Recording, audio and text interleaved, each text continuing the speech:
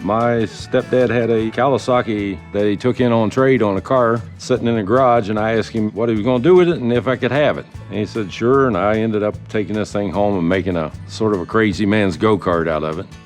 One of the issues I run into was the clumsy little kids I had at that time.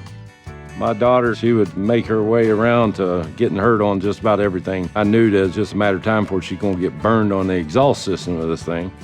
That's how the idea for header wrap came along. Our family business started out to protect our daughters, to keep them from getting burned.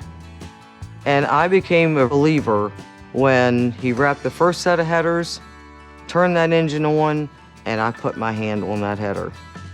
And it didn't burn me. And it's good enough to protect my kids. It's good enough to protect your kids too. I came up with a product that would work and was economical enough to sell to the racers. Knew the value of keeping and maintaining the heat inside the exhaust system, and also keeping the skin of my hand where it's supposed to be, not on the exhaust system.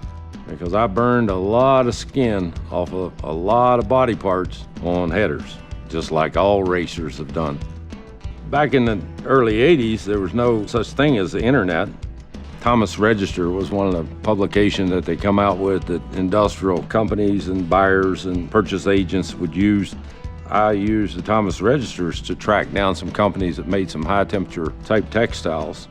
Well, I knew that, anything that was flexible enough to be utilized for safety equipment, they made fire entry suits and things like that was available.